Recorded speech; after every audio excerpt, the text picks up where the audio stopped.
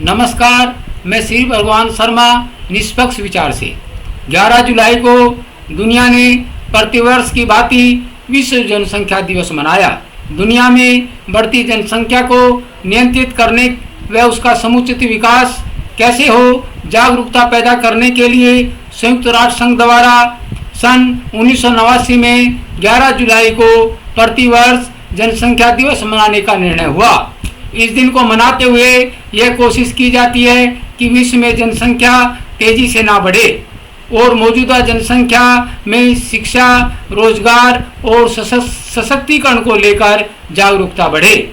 इस दिन को मनाने का मकसद लोगों को फैमिली प्लानिंग, लैंगिक समानता और प्रजनन स्वास्थ्य को लेकर अवगत कराना है।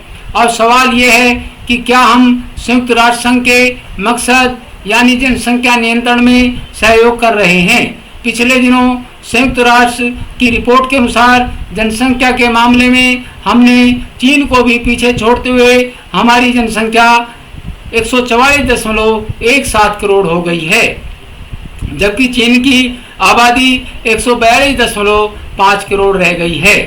भारत की बढ़ती जनसंख्या पर संयुक्त राष्ट्र की रिपोर्ट में चिंता जाहिर की है और कहा है कि अगले 70 साल में हमारी आबादी दोगुनी हो जाएगी। आज विश्व की कुल जनसंख्या 8 अरब है,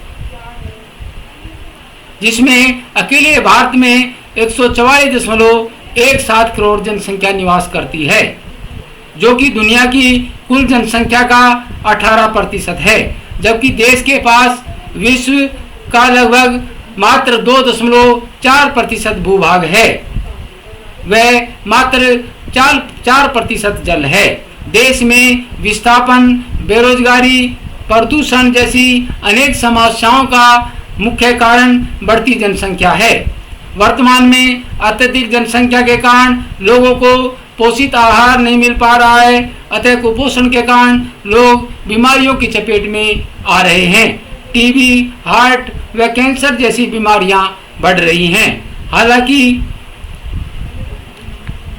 विश्व जनसंख्या दिवस के मौके पर भारत सरकार द्वारा जारी किए गए आंकड़ों के अनुसार देश ने जनसंख्या नियंत्रण में काफ़ी सफलता पाई है और टोटल फर्टिलिटी रेट 2.1 से नीचे आया है।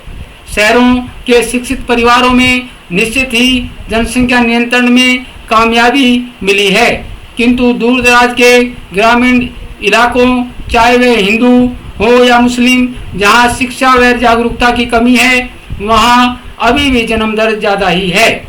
देश में 1975 में इमरजेंसी से पहले परिवार नियोजन अभियान बड़े सुचारू रूप से चल रहा था, किंतु इमरजेंसी में कुछ अफसरों की ज्यादतियों की वजह से नसबंदी अभियान काफ़ी बदनाम हुआ। वह 1977 के आम चुनाव में कांग्रेस पार्टी की हार का मुख्य कारण बना, जिसके कारण बाद की सरकारों ने राजनीतिक डर के कारण नसबंदी जैसे प्रोग्राम में ढिलाई दी।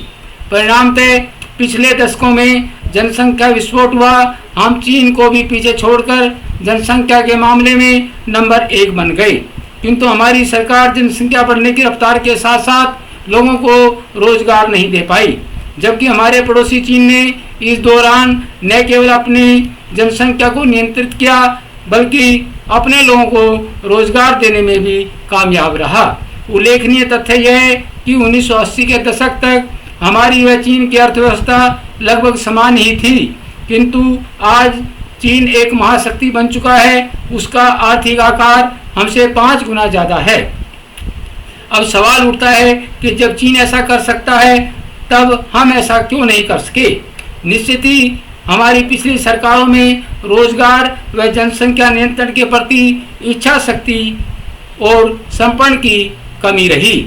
वर्तमान में सरकार का दावा है कि उसने इस चुनावी वर्ष में 2023-24 में 7.75 लाख नौजवानों को सरकारी नौकरी उपलब्ध कराई।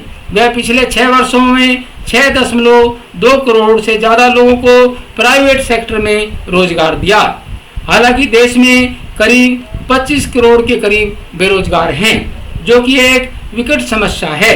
रोजगार नहीं होने के कारण लोगों की आर्थिक हालत खराब है, परिणामतः बढ़ती गरीबी, भूखमरी व अशिक्षा है। बड़ी आबादी के कारण सरकार की सार्वजनिक सुविधाएं ठप हो रही हैं। सड़कों पर जाम, अस्पतालों में भीड़ इसका जीता जागता उदाहरण है। रोजगार न होने के कारण युवा नशे के आदि और क्राइम के धंधों में की ओर बढ़ रहे हैं।